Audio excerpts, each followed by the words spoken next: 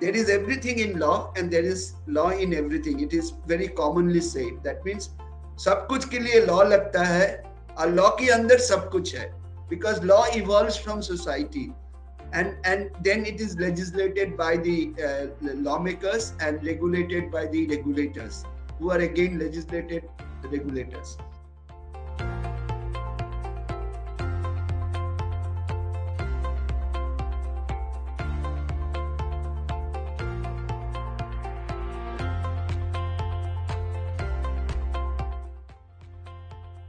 NMIMS has a history of making future-ready, socially responsible, and globally oriented students right from the beginning of it. And today, very many numbers of NMIMS alumni are in top positions or in CEO's position, Chief Marketing Officer's position, CXO's positions all over India, and some of them are also in overseas positions. The requirements, NMIMS is known in India for always connecting with industry, always taking inputs from industry, understanding the requirements of the industry in future, and thereby design programs which industry would require in future. Our students are not confined to only classroom learning. That is synchronous learning. Our students are exposed to industry leaders workshops. There is every day at least one footfall from the industry at our school level. We conduct annual programs. We conduct annual conferences. We send our students to industry for 8 weeks industry internship. We send students to NGOs compulsorily for our core MBA program for social responsibility, awareness, and sensitization. So our students are not confined to the classrooms. They are exposed to the world at large, and they participate in international and national level competitions conducted by corporates and these other base schools. So there is a huge exposure for students. Point number 2, our school is accredited with Association to Advanced Collegiate School of Business Management. This is the highest ever accreditation a business school can have in the world. MBA law as a program is so unique. It connects the dot between business and law.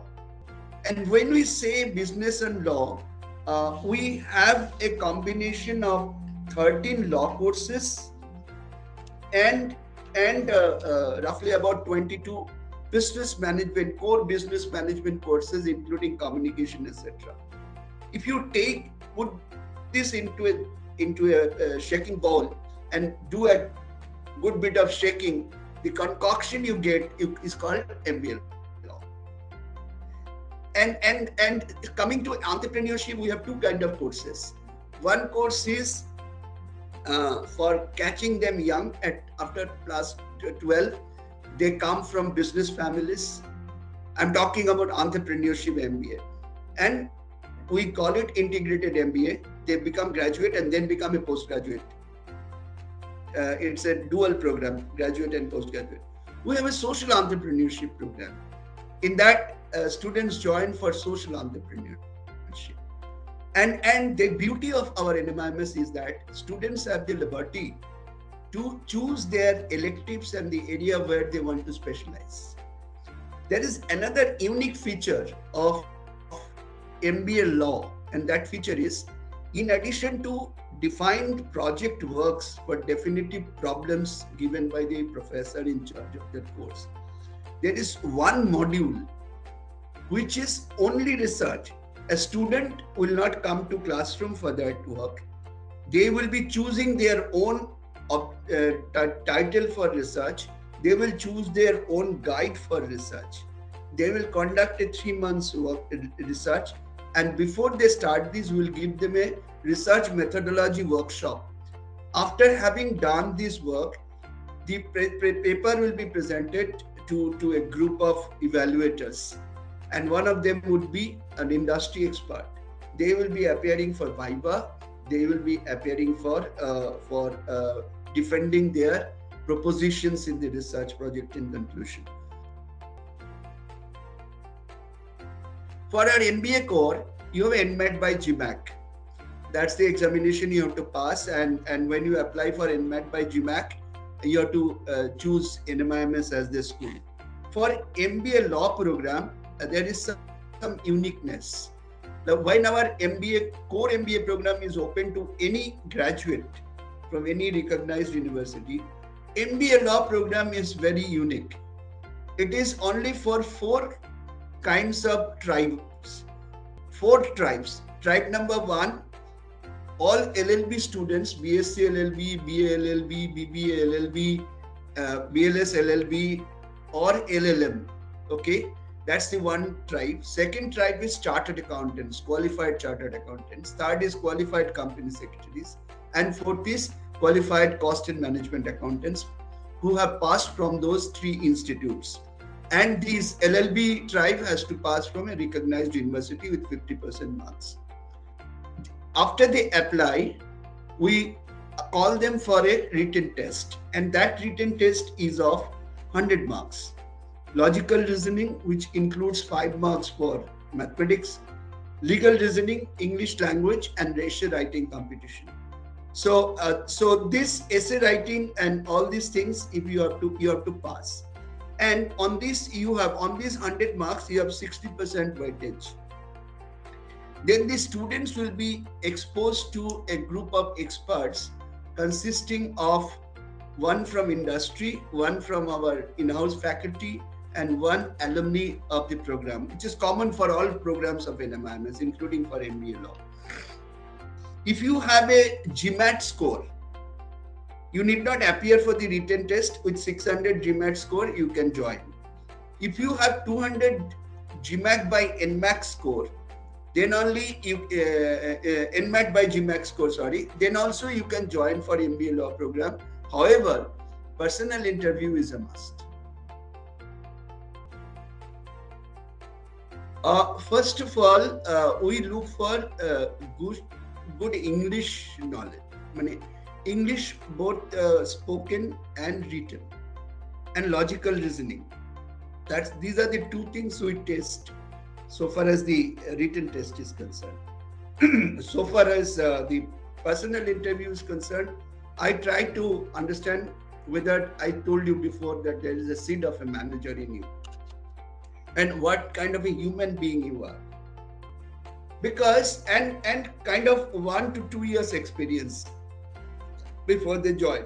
Fresh also, most of our students are fresher, but we will, from the placement perspective, if you have 1 to 2 years experience, is good for us.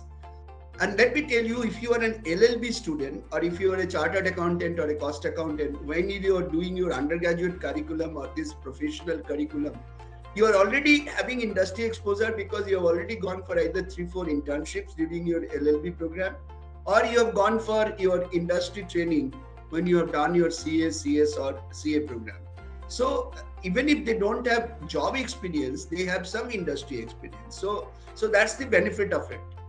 After that, all is our responsibility to make you groom. So our job is to understand how the person is keen to learn, his keenness to learn, how soft he is to reorient himself or herself, or how open she is in her mind to learn something new, how socially aware he or she is. These are something we look for, and then it is our job to make them ready. It was a real struggle on the street for telling the industry, and particularly the HR fraternity of the industry, that there is something called MBA law. People used to think, okay, cheez hai. We have never heard about it. And we started with a minimum salary of 5 years in 2016, 5 lakhs. Our MBA law guy, one of the toppers in an university at BBA level and topper of this program, was absorbed by one of the large private banks of India at 5 lakhs. certain companies refused to absorb our students. And that year, the highest salary was 8 lakhs. And the topper didn't get the highest salary because the rule is if you are already placed, you will not be able to apply for new other placement. The current year placement which is going on for MBA law program, the highest salary has gone as 21.5 lakhs. 4 times increase in 5 years. The average salary, the lowest salary as of now going is roughly around 9 lakhs CTC. And average salary at the moment, last year average salary was around 10 lakhs. And one of the global big four firms have taken 5 students in one cohort from our MBA law program.